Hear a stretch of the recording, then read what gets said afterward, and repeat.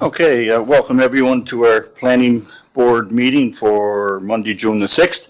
A couple of notes to make before we get into it. One is you'll see that we have all new screens and we have a microphone system that's been just installed. So any presentations, those will all come up on your screen, so you won't have to squint to see. And also we have a microphone, so to speak you have to press the person with the voice coming out there, and it'll light up red as you see mine. From there, we do have one change as well, just to remind everyone that the 4648 Victory Street is not on the agenda, and we'll move into our meeting. So I will call the meeting to order. Declarations of conflict of interest. I see none. Thank you. Approval of the agenda. I need a mover and a seconder. Moved by Councilor McCabe, seconded by Chris Fournier. Mr. Chair, could I just ask about the agenda under 6? Yeah, I was just going to add something myself. Oh, were you? But you go ahead. It's item 6, reports. It falls under report number 5, zoning and development bylaw. I know some residents are from Winslow that are here tonight, and is it possible to move that up, or are you all right? Yes, if you want to have that moved up, we certainly can do that. It's, which one was it again, Your Worship? It's number 5 on the second page, zoning and development bylaw, housekeeping amendments. You see it there? Oh, yeah. Yes, sorry now. Section 48.3, right. Okay, so we do have some folks here in the gallery, so perhaps we'll move that up to the top of the zoning and development. Is that all right? Yeah, I think I'm okay. Is everybody okay with that? Okay, good. We'll do that. We'll put it the first one on the zoning. Or did you want to move it all the way up? Nope, just, right where it says zoning and site-specific exemption. Okay, and also I believe, I'm not sure, Alex, we need on the House amendments again, the second one, the reconsideration, I believe there's a motion that would remove it. Did you want that, or you just want to have it? You probably do, since it's on here, right? Mr. Chair, I'll just give the report, and you can make whatever, or you can hear from the committee, and then you can provide staff the direction that you would just like to take it in. Okay. Yep. So I'll just go over the report as that came out of the okay. So we'll let the report happen, and then we'll speak. Yeah. Okay. Cool. Okay. So any other changes, folks? All good. Thank you. So it was moved, and I guess we should probably have it moved and seconded again since we made changes. Moved by Councilor McCabe, seconded by Chris Fournier. All those in favor, please raise your hand. Those against? I see none. I'm in favor. And I was just going to get to you. Thank you, Councilor. And Councilor Yankoff is in favor. Okay, so adoption of the minutes. You'll see that we have minutes there from Monday, May the 2nd. I need a mover and a second for that. Okay, and who seconded? Mr. Conley. Thank you very much. All those in favor? Thank you very much.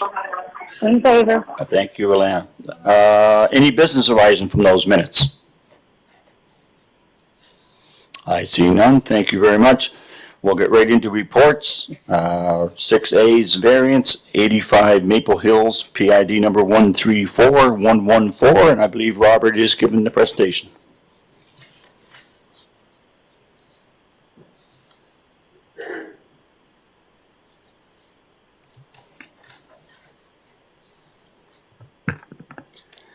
Thank you, Mr. Chair. Today, the applicant is applying for a major variance to the flankage yard provisions in order to permit an addition. So essentially, the applicant is proposing to do a 6,500 square foot addition. It's primarily going to be used for storage for the Canadian Games. The requested major variance is a flankage yard reduction from 24.6 feet to 20.5 feet. I'll just note for everyone that the existing street, the continuation of a street through here, has yet to be constructed, but will be constructed at some point in the future once the airport lands are further developed with the industrial uses. In the meanwhile, we still have to treat it like a street, since that is what the plan of subdivision was approved as. One thing I'll also note is that the airport lands are actually it's all leased land owned by the Government of Canada.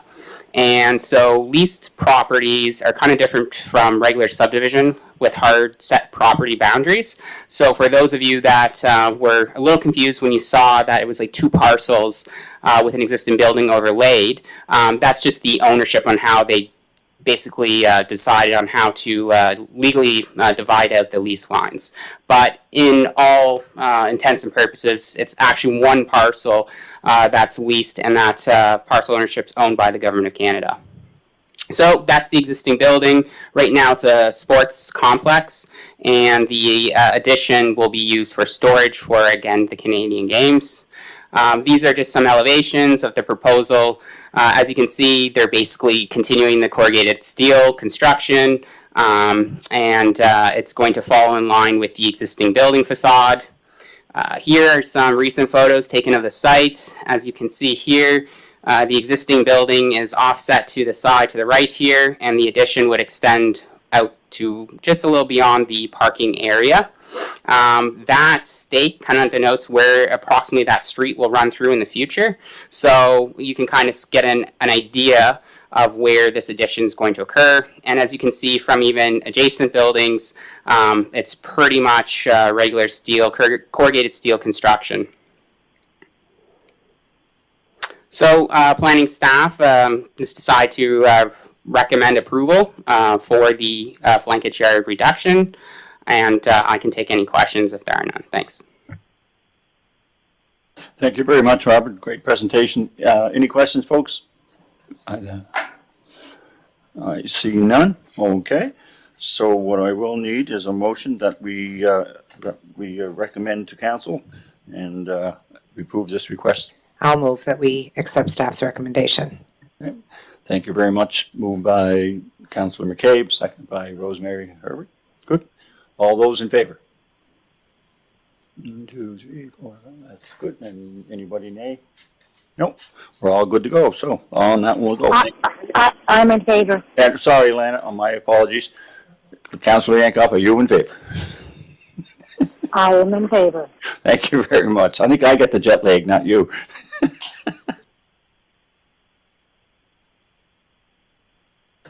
Okay, so number 2 in the variances is we have 470 Grafton Street, PO 340273, 101 Longworth Avenue, PID 363671, 131 Sydney Street, 339077, and 330 University Avenue, PID number 359687. And I believe Emily is here to speak on all 4. I am here. Good evening, everyone. So to get right to it, what I have before you this evening is a request for temporary outdoor patio structures on 4 separate parcels. Procedurally, why we're here today to review this is on February 24th, 2022, Planning and Heritage Committee accepted staff's recommendation to allow temporary outdoor patios, serving, eating, and drinking establishments to occupy required on-site parking spaces during the 2022 summer season, subject to major variance approval. So this is the same process that was applied in 2020 and 2021. For those of you, you might be familiar with this. And it is in response to COVID-19. So it's a method to support social distancing and limit crowding as well for these establishments. So very quickly, the first one is 131 Sydney Street. You'd know it as the Old Dublin Pub. So these folks are looking to occupy 3 private parking spaces at street level, and that is underneath the upper level deck and the cantilever portion of the building. So this is the same application as 2020 and 2021.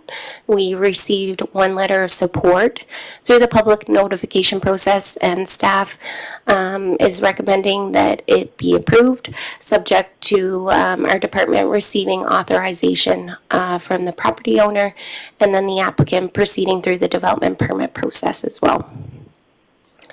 The next application is for 330 University Avenue. It's for the Soul Food Restaurant Establishment. So these folks are looking to occupy 3 private parking spaces just immediately in front of the entrance to the restaurant. Same application as 2020 and 2021.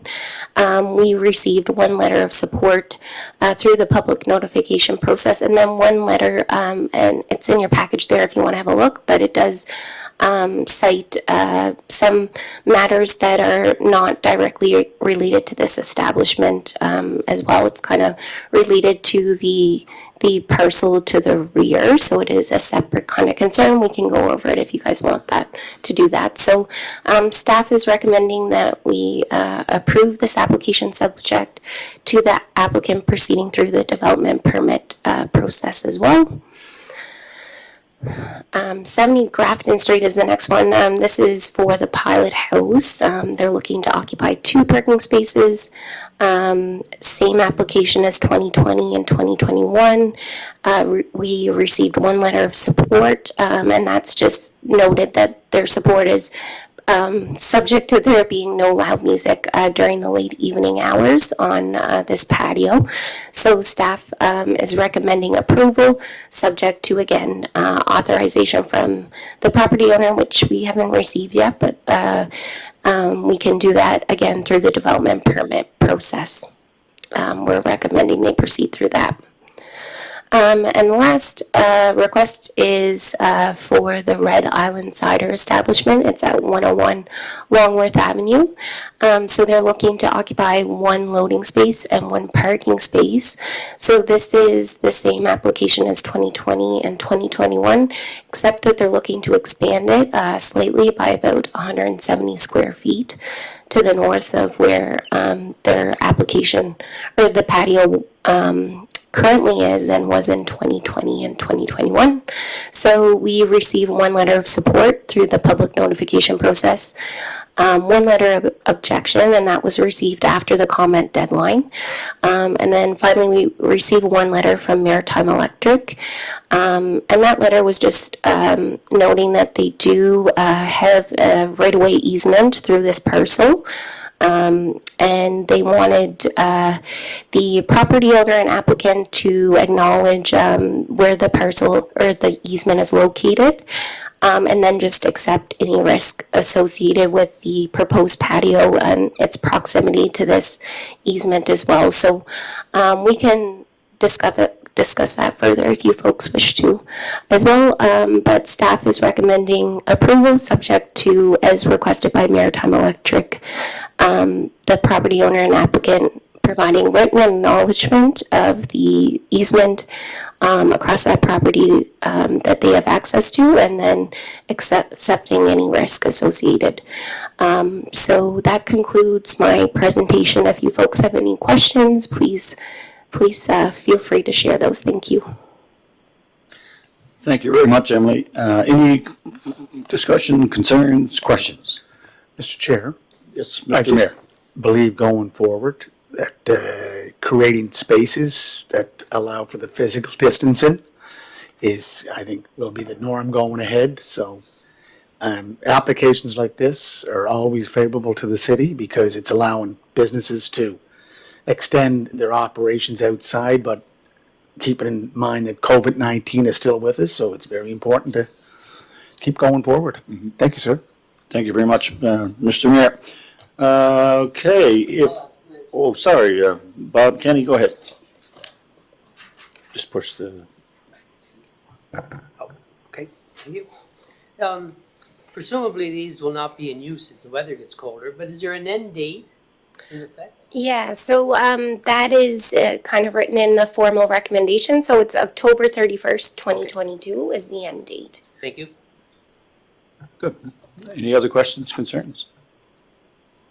I have a comment, actually. Because I think these are really important for downtown businesses. I think it's probably, a creative way that we do. So is there any way, do they have to apply every year? Is this not something we could look at that would allow them to not have to continually go through this process year after year as a committee or as a council, perhaps?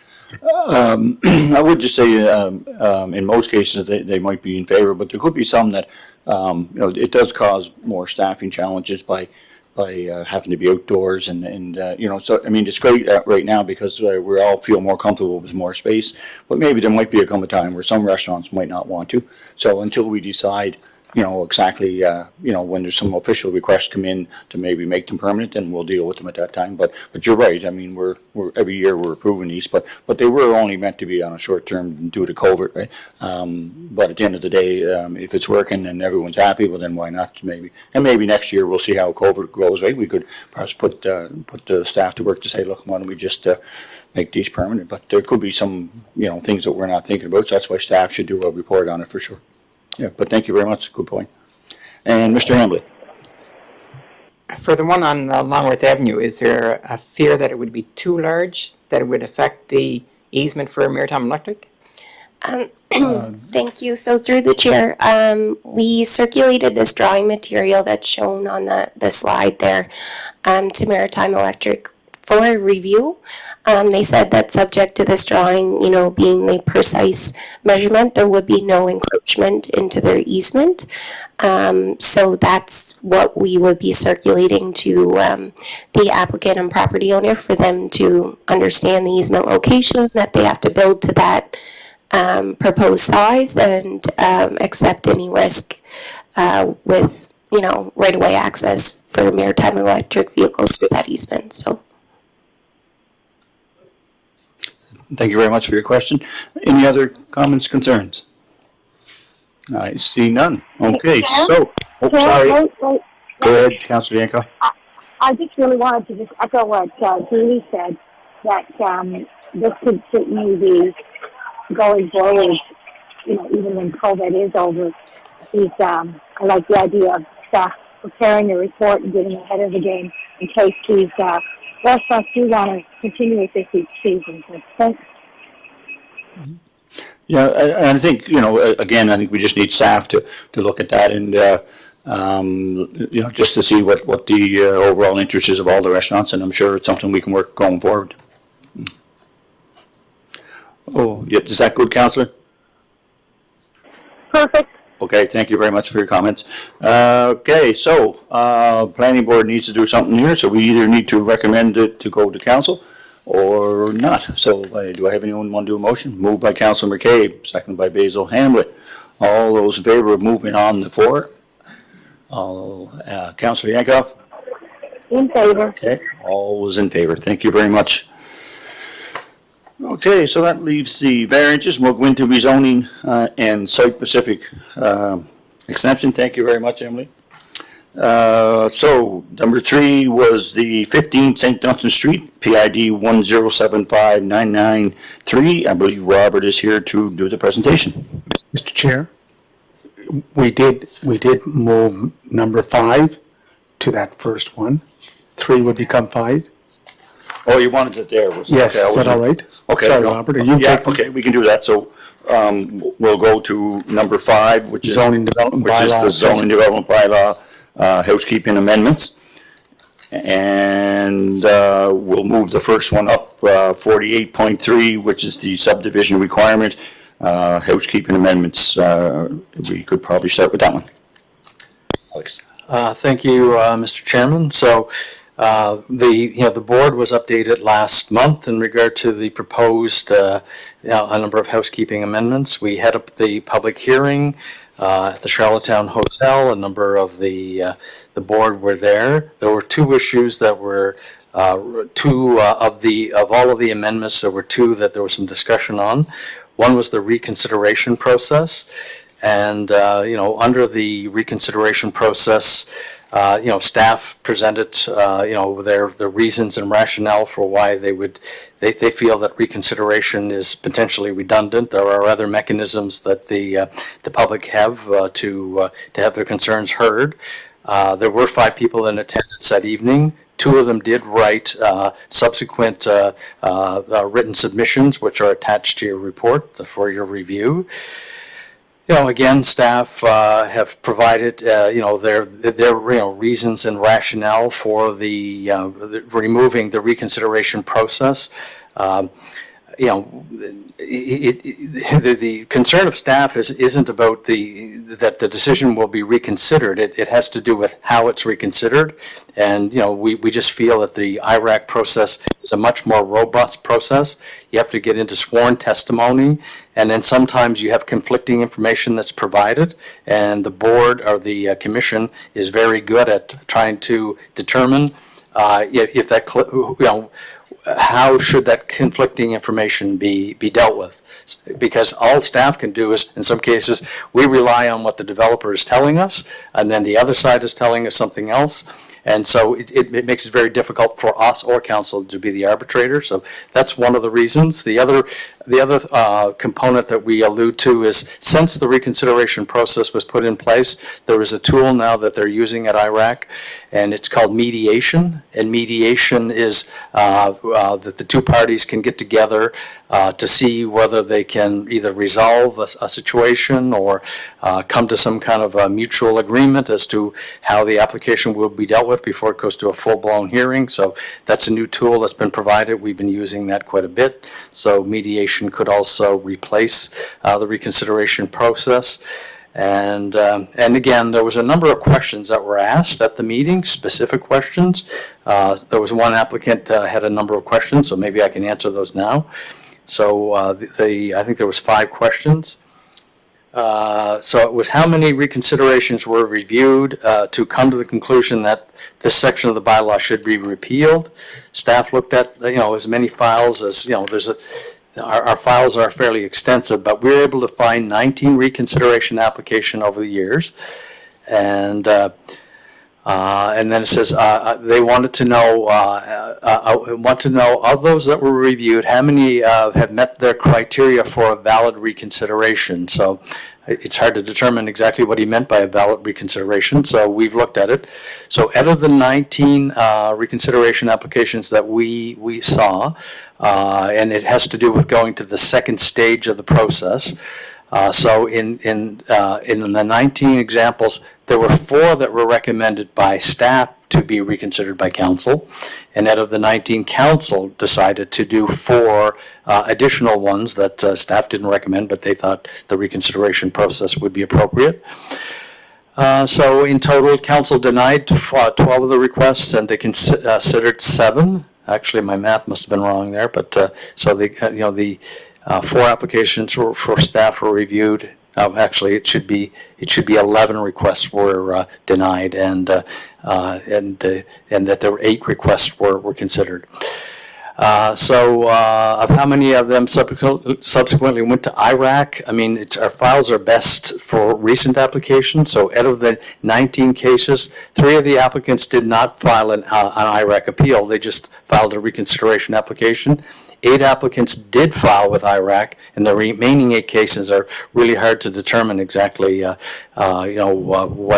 they were, whether they were reviewed or not, because they go back quite a ways. And then the last question was, when council, for whatever reason, doesn't get the information or gets misleading information on which they base their decisions, and that information is inaccurate or wrong, is it the expectation of planning and the residents of the community should go out and hire a lawyer to correct this misinformation? Staff note that IRAC does not require, a person to hire a lawyer. And, I've dealt with a number of appeals, and the residents have handled that themselves without hiring a lawyer. But having said that, IRAC is also in a much better position to weigh the evidence between 2 parties and to get to the the core of things when it's sworn testimony as to if there's conflicting information, they will rule in regard to how they want to handle that information. Because whether it's council or staff, sometimes we get in between two conflicting opinions of what has transpired in the past, and sometimes that can be hard to sort. So that was the position on reconsideration, and then the only other thing that we discussed in any significant detail at the public meeting was the definition of municipal election signs. And when it came forward last month here at the board, it was pointed out that elections are not called. There's not like a writ for a municipal election. All you are provided is the fixed election date. So in dealing with elections PEI, I discussed it with them, and the best way to deal with that is that the signs go up the 4 Tuesdays prior to the fixed election date. So that gives the 30 days. So if there's any other questions in those amendments, Mr. Chair, I'm quite happy to respond to them. The other smaller amendments, there were some water lot amendments. There wasn't any discussion at the public hearing. We've gone over them fairly extensively in the past, so I don't think I need to go over them again, but if there are questions, I'm here to answer them. Thank you, Mr. Chair. Thank you very much, Alex, for your presentation. Any questions or comments at this point on any one of them? Mr. Chair? Yes, Mr. Under Mayor. 315, reconsideration. I know when Alex first brought this up, I had some hesitation to go to the public meeting, but in retrospect, going to the public meeting was a worthwhile exercise because citizens did get out and speak their mind on the issue. And looking at the numbers, not significant. It's not a significant number of cases that we have to, or we've dealt with since this was placed or inserted into our zoning and development bylaw. But Alex, I know individuals who have taken the IRAC approach, and it's always best to have a lawyer because it's a quasi judiciary, so you have to be prepared on how you present your case, and then you're required to cross-examine the defendant or the plaintiff, whatever may be the case. And I don't think it's a very difficult process if you don't have some skills in that legal field. And I see the reconsideration process as a citizen's right to appeal to council and to the planning board. But Alex, if you look at 315, I have it up here now. 315 subsection 3, council may review, rescind, change, or vary any order or decision made by the development officer or council provided that A, so new material has to be presented. Okay, that you can't go on the existing file, or evidence not available at the time of the initial order or decision have come to light. B, subsection 3, B, a material change of circumstances has occurred since the initial order or decision, or C, there's clear doubt as to the correctness of the order or decision in the first instance. So clearly there's a duty on the part of those that are asking for reconsideration to provide that information before it gets to this chamber for reconsideration. And that really is, there are 3 hurdles. And I think those 3 hurdles are part of a citizen's process of getting council's second sober thought or second sober hearing on a decision made by council. And as you know, Alex, that if you don't get it at IRAC, you can appeal to the Supreme Court of Prince Edward Island. Right. That has happened in this chamber when I was in council, and the applicant was successful. The city did lose the case because of the circumstances surrounding that particular case.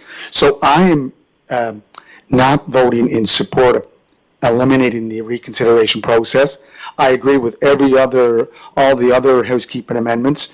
Election signs, I know it says 30 days, but I thought you talked about 4 weeks that was going to be placed in the zoning development bylaw. Is that correct? Yeah, but the way that it's written is that it's 4 weeks prior to the fixed election date, which gives you the 30 days. Yeah.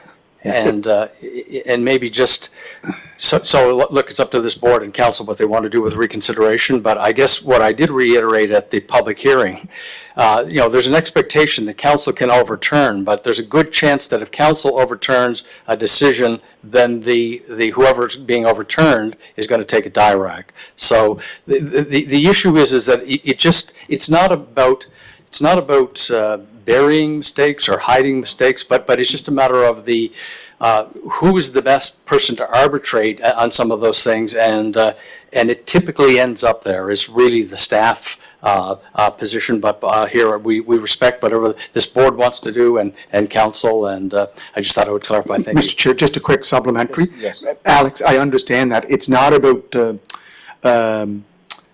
not for council and mayor to not have the capabilities to reconsider. That's why we have legal counsel here every time that we meet, because we are a regulatory body. So regulatory bodies need a legal advice, and we get that during the reconsideration. When the planning department brings in their case to not go ahead with it, they will bring in legal counsel. So I don't think legal counsel is absent, so we do have the advisors or advice available to us when we look at reconsideration. It's a very important component for citizens' rights, and that's why I want to keep it in. Thank you, Mr. Chair. Thank you very much.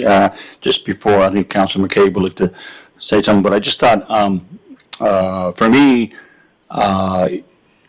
for what I gathered from the residents that were there, that the process in which we inform people of things are still, to them, they felt, if they would have known a little more time, they would have had that room packed full of people instead of 5 people.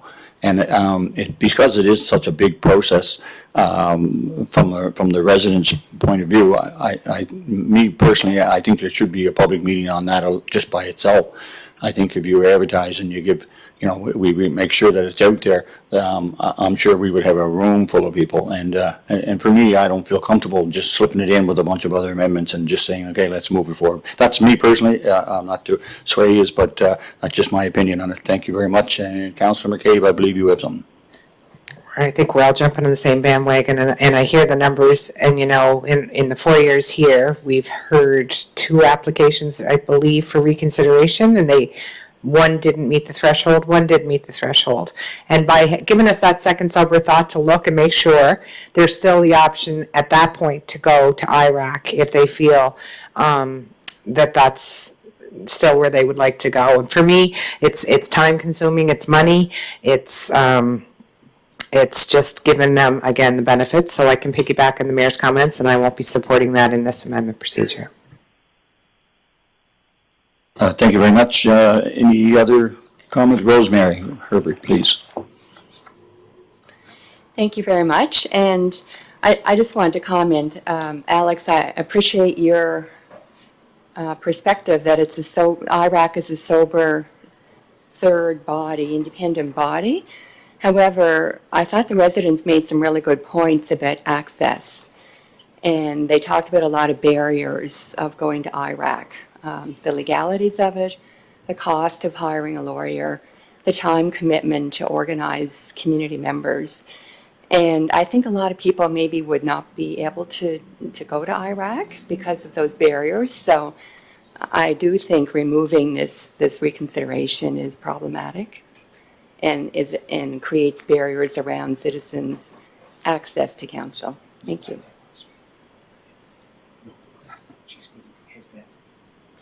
Okay, thank you very much, Rosemary, for that. Before I go to Bob Kenny, Councillor Yankoff, I believe you wanted to say something?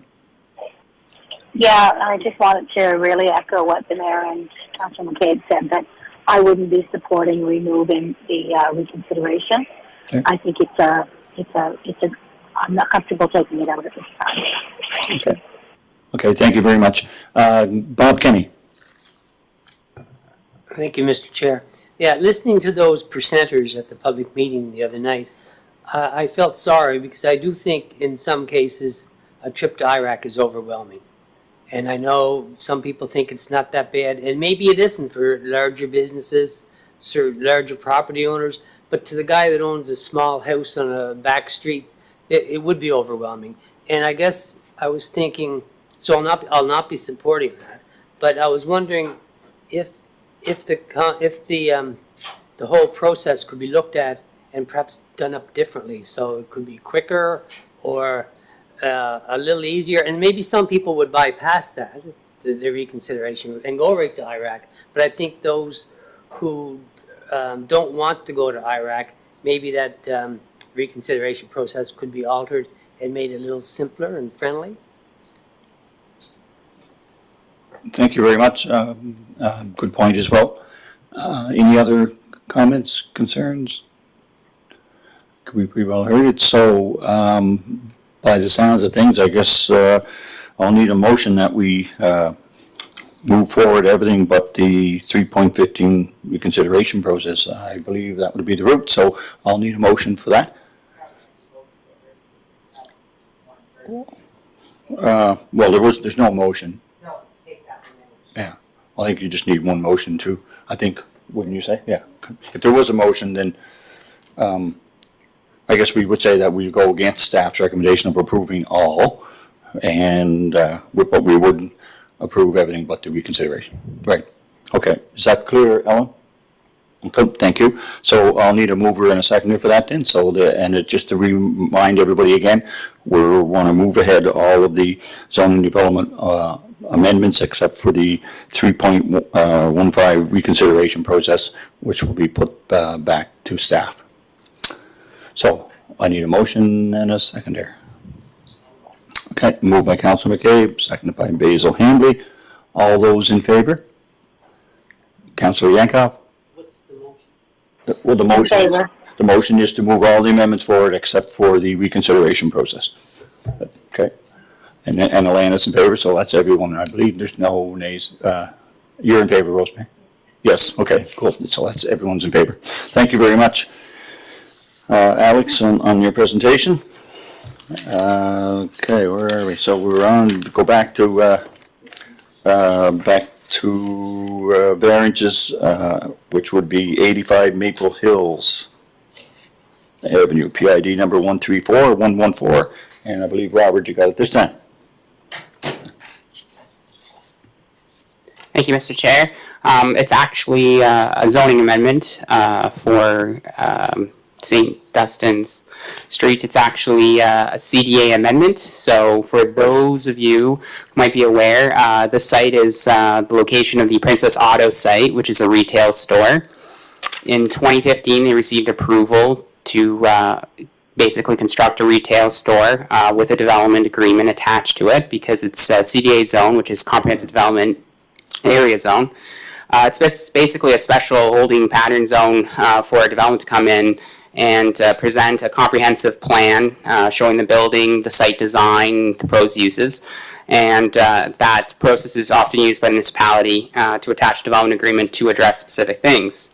So, as you can see in the zoning map before you right now, the property that's highlighted under the black lines there, that's the subject property.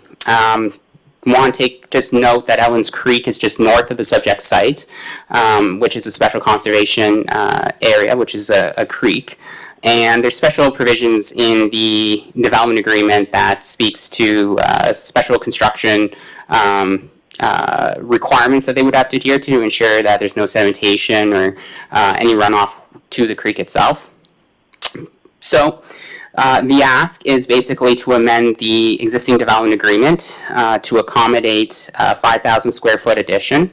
The addition will basically be used to expand the retail floor sales area, and the addition will just fall in line with the existing building facade. So kind of here's an aerial view showing the proposed addition to the existing building right now. And you can see Ellen's Creek is just north of the subject site there. Here's basically a rendering just of showing how they're bringing the building out. The applicant hasn't submitted detailed design elevations yet just because they're having the construction drawings worked on currently, and they were going to wait to see if anything came from the CDA amendment process. But essentially, just picture that building but extend it further out. So the facade, materials, everything will stay pretty similar to what's there on site now. This is just the surrounding area, kind of. Last year's building's no longer there, but that's Sobeys, so corrugated steel. And that's what they're kind of proposing in their addition. So, as I stated earlier, there is environmental protection situated to the north. There's existing provisions in the development agreement that we wouldn't change. We would still apply to the addition and during the construction phase. So that would be taken care of through that process. So our recommendation is basically to move the proposed amendment onto a public hearing. So whenever you go to amend a development agreement in the CDA zone, that follows the rezoning process. So basically this is just, treat this as a rezoning because that's kind of what it is. It's a recommendation to proceed to public consultation. After we host the public consultation, we receive any comments, feedback from the public, that will be incorporated into the final report with a formal recommendation on the CDA amendment when it's here next time.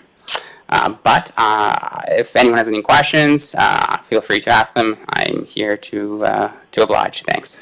Thank you very much, Robert, and I'd just like to apologize both to Robert and to the public that I didn't jump down far enough. I read the first one off on the reports instead of rezoning. So to make it clear, if you're following on the table of contents, we're now on the B section rezonings in the first one, which was 15 St. Dunstan Street.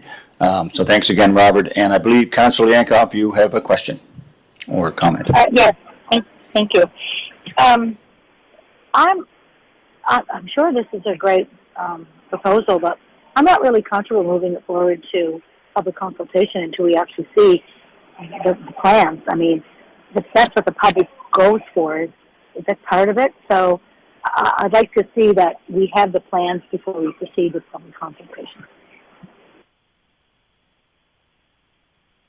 I guess, Elaine, I don't know if you can see what we're seeing, but there is a detailed drawing of and some very nice aerial shots as well of what they plan to do. Robert, did you want to add into that? The only thing I would reiterate is that they're just going to basically extend the building, so they're going to use the same sort of materials, the same facade design, same corrugated steel metal panels. There will be nothing really different other than that the building is going to be enlarged. So from a design perspective, it will be similar to kind of what you see on the screen there, but just extended out to the east. And Just to follow up? yes, you may. Yeah. It's great that that's what it's going to be, but that's not what we're seeing, and I'm just concerned that we're skipping a step in terms of process, that there isn't really a plan. There's great aerial view, and there's the idea that it's going to be pretty straightforward, but are we not supposed to have plans before we head to public consultation? Alex, did you want to take that one? Mr. Chair, again, I'm just like everyone else here this evening, but I'm reviewing this application, but I think we have enough information that, to go out to the public. It's an expansion to an existing building. It's, I think Robert has got and is showing the submission as to exactly what they're proposing, but, it's ultimately up to the board as to whether they feel that there's more information can be required, but I'm not really certain what more we could be requesting of the developer. These are conceptual plans at the front end because they want to make sure they get the approval before they start expending the money for the actual building drawing. So, but I think on the concept plan, that's what's required in the CDA zone. I think we have what we need. Thank you, Mr. Chair. Just a reminder too, because this is a site-specific exemption, they'll have to adhere to whatever drawings that they're submitting, right? We learned that from before, so.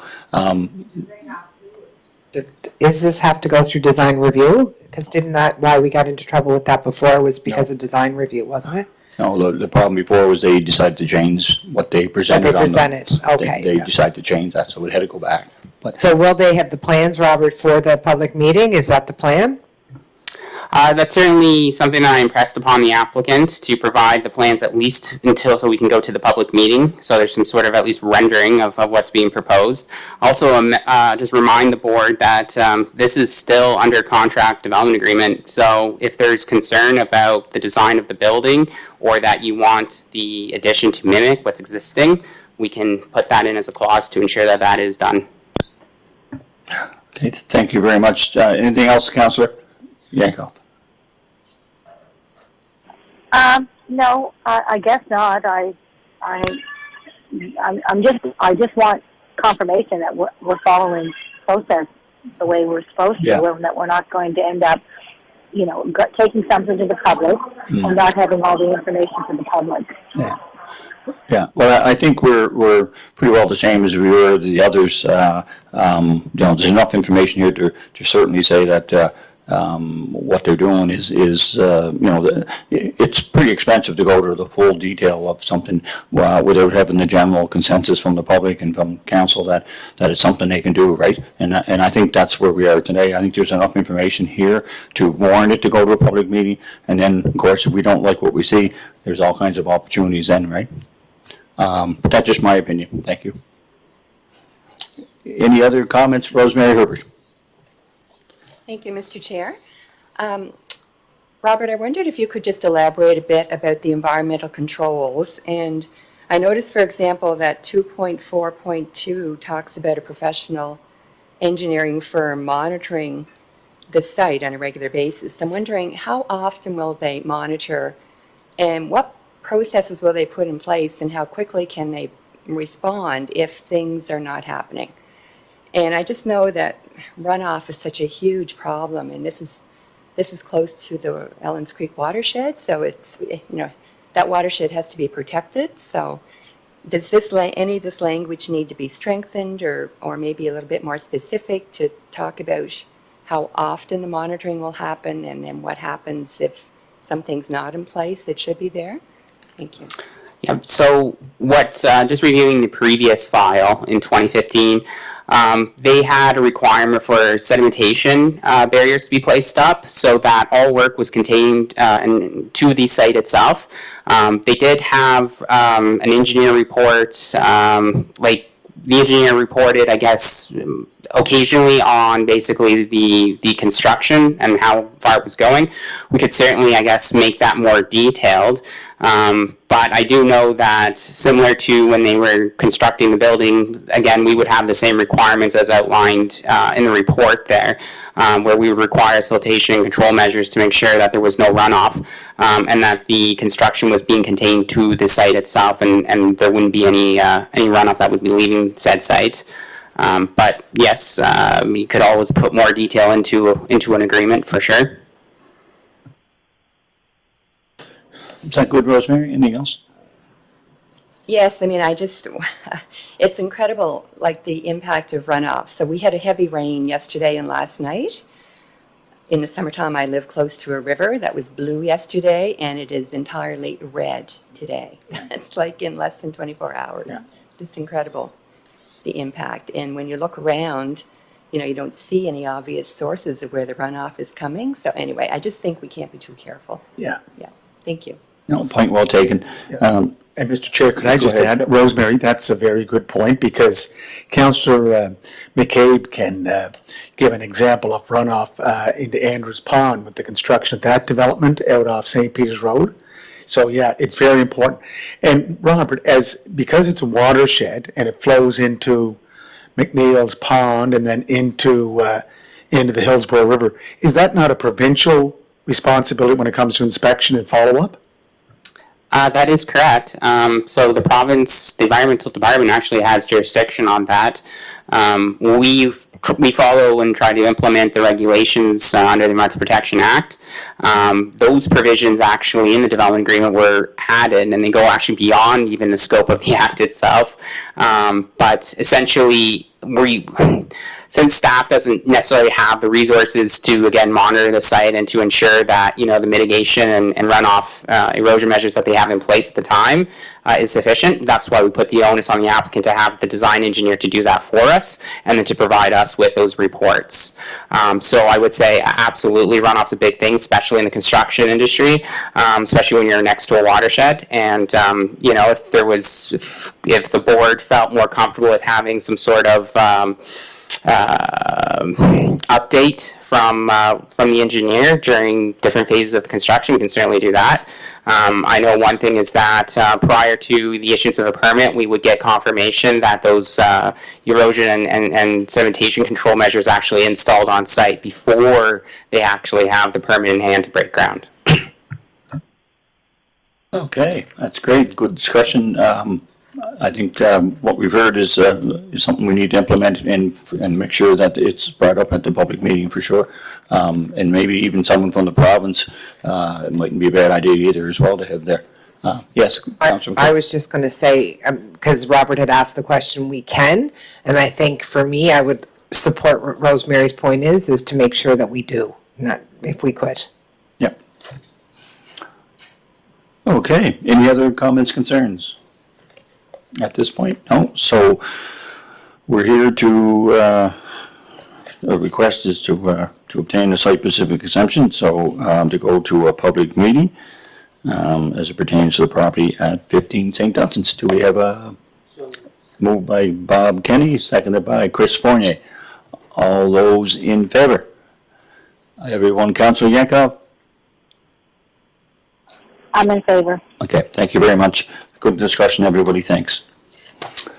Okay, so we go to number 4 under rezonings, Sandalwood subdivision extension of Much Crescent, PID 773051. I believe Alex is taking that. Okay, great. Thank you. You're up, Alex. Thank you, Mr. Chair. This is an application that was received to rezone the remaining portion of the land in the Sandalwood subdivision, an extension of Much Crescent from R1S, low-density residential small, to R1N, which is narrow single-detached residential zone. So this is a property, again, in the Sandalwood subdivision. To the east, it's bounded to the east by R1S zoned land and the West Royalty School, to the south by the Bypass Highway, and the West Royalty Industrial Park, and to the west by CDA zoned land containing a group dwelling project with 10 single detached dwellings. The subject property is approximately 7 acres that will extend Much Crescent into Sandalwood subdivision. Again, it's located adjacent to the Bypass Highway. It is currently zoned R1S, single detached residential small lot, and is currently vacant. This would be the final phase of development in the subdivision with construction, that construction began in the early 2000s.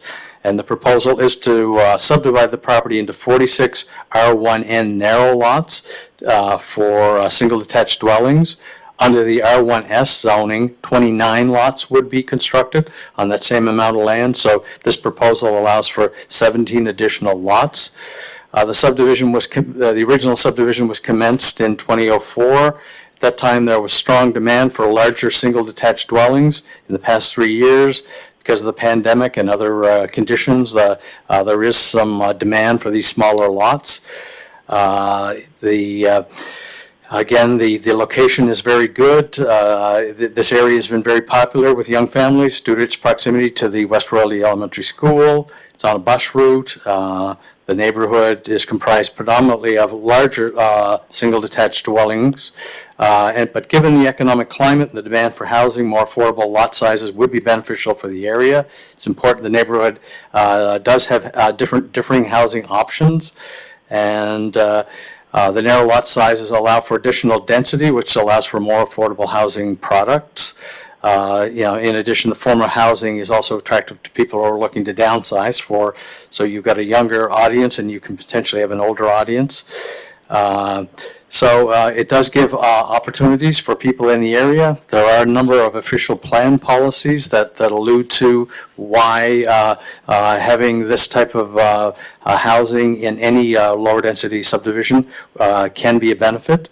In the report on page the 4 of the 8 at the bottom, this is Laurel's report, but she does mention that the vacancy rate within the city is at an all-time low. She gets 0.3%. It's actually 1.5%, so we'll make that correction.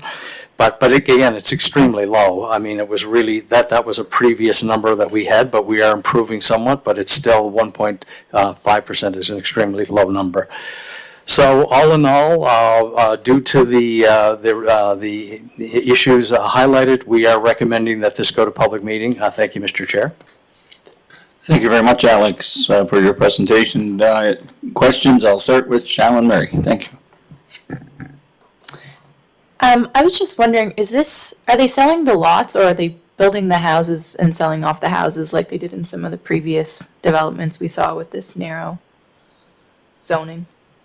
I apologize, I don't know that answer, but having said that, again, by virtue of the fact that they are, that they are subdividing off that many lots, typically developers don't rent that many lots. They may keep some, but again, I can look into that and I can get back to you. Thanks, Alex. Thank you very much. Great question. Councillor McCabe, do you have a question? More just a comment or a follow-up on other previous discussion. When we keep doing these communities and subdivisions, has there been any further discussion around kind of infrastructure and whether there be sidewalks or active transportation trail or something put in? Have we gotten anywhere with that discussion? The infrastructure requirements in any subdivision are the domain of the Public Works Department, so before we take over the road, they would have to be built to the standard that is the standards that are in place right now. So I'm not certain whether Mr. Adams and the Public Works Department have changed anything, but again, they would have to adhere to the current standard in regard to building roads inside the city. Yep. Thanks, and we have Chair of Planning and Chair of Public Works. So to me, that's, again, a silos work that needs to change within our city.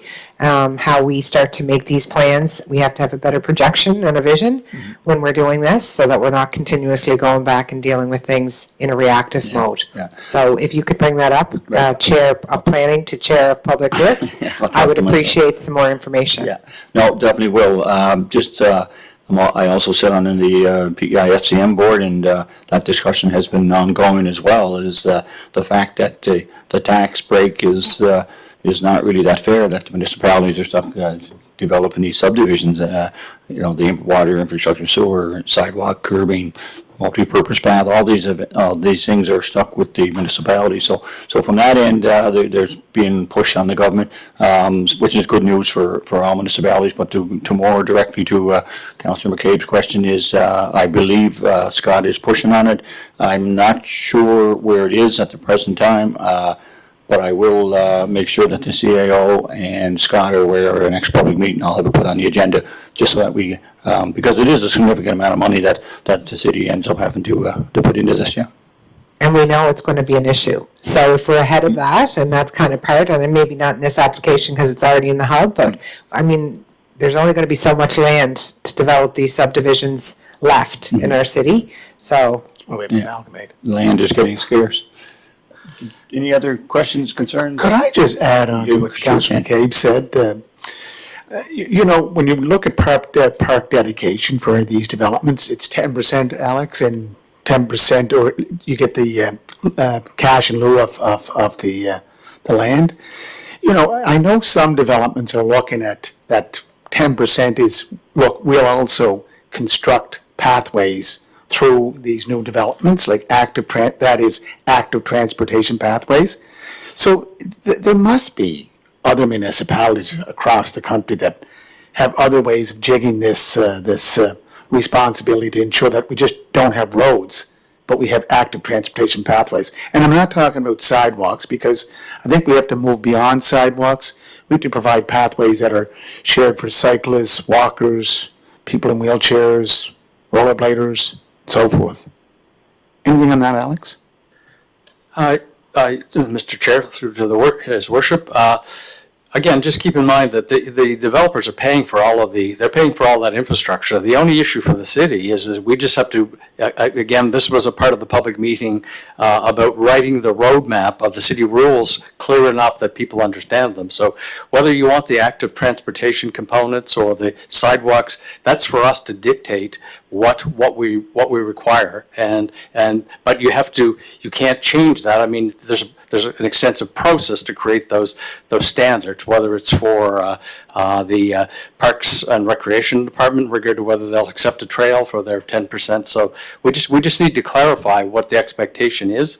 But the developers build these to our standards, not their standards, our standards. But we can approve the standards. And Mr. Chair, just a quick follow-up. So we're doing a comprehensive review of the official plan, first time since 1999. And I'm sure that other official plans across the country or throughout North America must have something in their plans that address this issue that we keep facing, especially in the outlying areas. Like go out to Montgomery Heights. I've been out there just campaigning, and there's lots of roadway, but not much when it comes to active transportation pathways. So what happens? Moms and dads and kids end up walking on the side of the road. Is that safer? Not in my view. So it's just, we do have an opportunity to look at that official plan. Thank you, Mr. Forbes. Yep, no problem. Thank you very much, Mr. Mayor and Alex. Okay, Basil Hamley.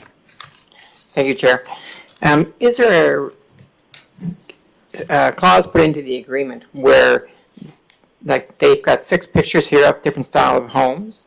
Is there something put into the agreement that they have to use a number of different styles of homes as compared to being all the same all the way down the block? Mr. Chair, on these subdivisions, I mean, we're really here dealing with the subdivision itself, and it's really up to the development community. I mean, I would humbly suggest that in this case, this is a developer that is showing some variety, and in some situations we're getting no variety. But again, it goes back to, we shouldn't be asking anybody for anything that isn't already a requirement. So we can always improve, but those improvements should be embedded in the documents now, right? So, but I would say in this case, this isn't my file, but the fact that they're showing the variety of housing, I think, is positive. But to your point, if we want those things, we have to build them right into these like subdivision agreements or rezoning applications. So that's more work. Well, that's some things that we need to think of as opposed to the developer. Thank you very much. I also think at the public meeting might be a good time to bring that up as well, right? And ask the developer, what exactly are you planning on putting up there, right? And instead of just pictures. Yeah. Okay, any other comments, concerns? Councilor Yankoff, anything? No, I'm good, thank you. Okay. Sure. Okay, thank you. Any other comments, concerns? If not, I'll need a motion to move this to a public meeting. I will move to accept staff recommendation to go to public meeting. Good, thank you very much. Moved by Councilor McCabe, seconded by Chris Fournier. All those in favor? Everybody, Councilor Yankoff. In favor. Thank you very much. Okay, that's good. All in favor. So we're going to have a busy public meeting next time. Okay, so where are we at now? We're gone to, I guess that's it, right? Any new business? Mr. Chair, just the next meeting, Alex. This keeps coming up. Roman houses. There's an area down at the end of Hillsborough Street. It's been causing some issues. I know we have to take a look at this issue. It keeps raising its ugly head. So could we get some, Mr. Chair, for the next meeting, some information on what other jurisdictions are doing on Roman houses? I know it's going to add on to your... That's a huge issue, So huge, we can't deal with it. We can put it on the list, but maybe we can speak after your worship.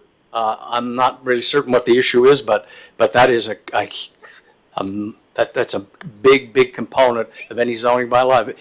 And then the issue is it an existing one or is it curbing future ones? It's existing. It was a single-family dwelling. Right. And it has turned into I think, an 8 or 10 room rooming house. Right. So it's changed the dynamic of. Right. Some of that may be just straight enforcement, and straight enforcement is easier if they're not meeting the current regulation. We can clearly look at that. Yeah. But it's just a matter of what to do with roaming houses that's a big, general, again, I yeah. hate Don't to want say- to bite off that, right? Well, it's just, that can be on our list for reviews of the new OP, because and the other thing too, you get a lot of pushback from the affordable housing groups. I know that. I know Because that. of that's one of the few mechanisms that work for them. So, again, we can talk after in regard to what the issue is, but if it's just a straight enforcement issue, somebody has done something, it's violating the existing zoning bylaw, that's a little bit easier to go after. It's Thank just you. something to think about, Alex. Yeah, Yeah, good point. So it might be something we'll be discussing in the future. Okay, any other new business? I see none. I'll need one more motion. Moved by Councilor McCabe, seconded by Basil Hamley. All those in favor of adjourning? Councilor Yanko? In favor. Thank you very much, everyone. Thank you, sir. We got it here pretty good. Thank you. Have a good night.